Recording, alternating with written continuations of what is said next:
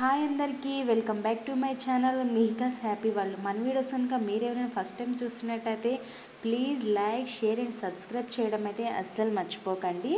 ఈరోజు అయితే మేమైతే ఒక టెంపుల్కి అయితే వెళ్ళామండి. అదేనండి మన హైదరాబాద్లో ఉన్న చాలా ఫేమస్ అయిన టెంపుల్ ఇదైతే బంజారా హిల్స్లో ఉంది, పూరి జగన్నాథ్ స్వామి ఆలయం. అండ్ ఈరోజు అయితే వెళ్ళామండి. అండ్ సాటర్డే సండే అయితే ఫుల్ రష్ ఉంటారనేసి థర్స్డే అయితే వెళ్ళాం.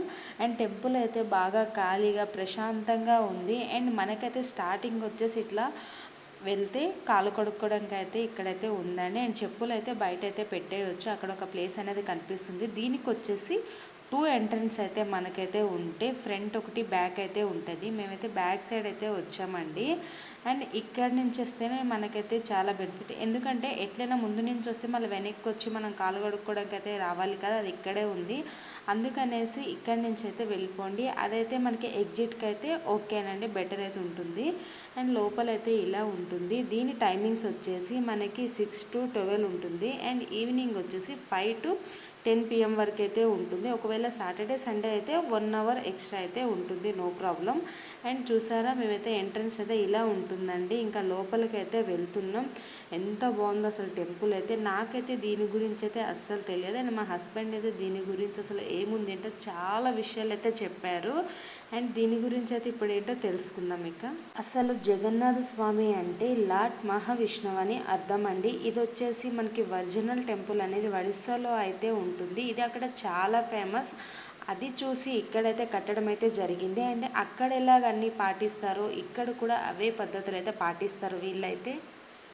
ఇక్కడ జగన్నాథ స్వామితో పాటు ఇంకా 5 చిన్న టెంపుల్స్ కూడా ఉన్నాయండి. అది ఏంటంటే ఫస్ట్ లక్ష్మీదేవి, అండ్ సెకండ్ వచ్చేసి వినాయకుడు, థర్డ్ వచ్చేసి శివుడు, ఫోర్త్ వచ్చేసి హనుమంతుడు, అండ్ ఫిఫ్త్ వచ్చేసి నవగ్రహాలు అనమాట. నెక్స్ట్ అయితే మీరు చూస్తున్నట్టయితే టెంపుల్ అంతా కూడా మనకి రెడ్ కలర్లో అయితే ఉంటుందండి. రెడ్ కలర్లో ఎందుకు ఉంటుందంటే వాళ్ళు వచ్చేసి ఈ గుడి కట్టేటప్పుడు శాండ్ స్టోన్ అనేది యూజ్ చేశారు. అందుకే మనకి టెంపుల్ మొత్తం రెడ్ కలర్లో అనేది కనిపిస్తుంది.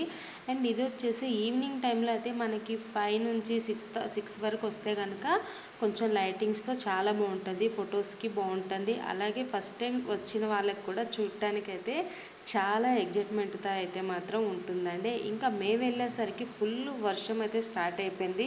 ఇట్లా టెంపుల్లో అడుగు పెట్టేమో లేదో చాలా వర్షం, బట్ దేవుడు దయ వలన ½ an hourలో అయితే ఆగిపోయిందండి. అండ్ ఇక్కడ చూసారా లైటింగ్స్ అయితే ఇంకా లోపలికి అయితే వెళ్తున్నాం. చూడండి చాలా అంటే చాలా బాగుంది. నేను ఫస్ట్ అయితే మీకు చెప్పా కదా 5 చిన్న టెంపుల్స్ అనేవి, అవి ఇక్కడ అవేనండి. ఇక్కడ చూపిస్తున్నాను కదా అవివే.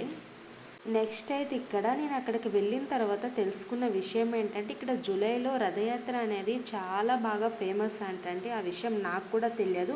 ఇక్కడ వడియా కమ్యూనిటీ వాళ్ళు అయితే చాలామంది వస్తారంట ఇక్కడికంట. అది చాలా స్పెషల్ డే అంట ఇక్కడైతే మాత్రం. ముఖ్యంగా చెప్పాలంటే ఈ రథయాత్రకు చాలా వేల మంది భక్తులు అయితే హాజరవుతారంటండి. ఇయర్లీ వన్స్ అయితే అవుతుందంట. అండ్ మనం ఫ్యామిలీస్తో ఫ్రెండ్స్తో ఎవరితో వెళ్ళినా కూడా చాలా పీస్ఫుల్గా అయితే ఉందండి. టెంపుల్ అయితే నాకైతే చాలా బాగా నచ్చింది. అండ్ ప్రశాంతంగా కూడా ఉంటుంది.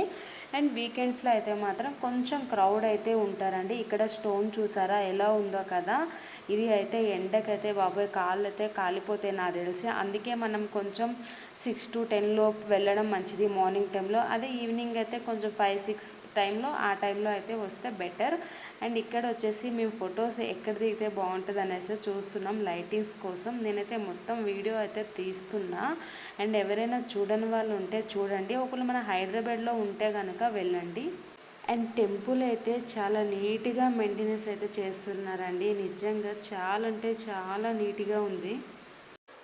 అండ్ ఒక్కో గుడికి ఒక్కో చరిత్ర అయితే ఉంటుంది కదండి. అలాగే ఈ పూరి జగన్నాథ స్వామి గుడికి కూడా చాలా పెద్ద చరిత్రనే ఉంది. నాకైతే కొంచెం కొంచెమే తెలుసు. అండ్ ఏదైనా మనకి పూర్తిగా తెలిస్తేనే చెప్పాలి కదా, అందుకే నేను ఏదో చెప్పట్లేదు. నెక్స్ట్ టైం ఎప్పుడైనా ఇదే టెంపుల్కి వెళ్తే పక్కా తెలుసుకొని అయితే మీకు అయితే షేర్ చేసుకుంటా అండి. అండ్ ఇక్కడైతే స్టెప్స్ ఎక్కడం ఎందుకు చూపిస్తున్నానంటే నేను మనం ఎక్కేటప్పుడు ఎలా ఎక్కుతామో దిగేటప్పుడైతే అలా దిగొద్దంట అండి. అండ్ మనం ఒక స్టెప్ వదిలేసి మూడో దాని మీద అడుగేసి అయితే కిందికంట దిగాలంట. అలా దిగితే గనక మన పాపాలన్నీ కూడా పోతాయంట. అది కూడా మా హస్బెండే చెప్పారు. నాకు అయితే ఈ టెంపుల్ గురించి అయితే అసలు ఏం తెలియదు. అండ్ ఈ స్వామివారి గురించి కూడా వినడమే తప్ప చరిత్ర అయితే ఏముందైతే నాకైతే తెలియదు.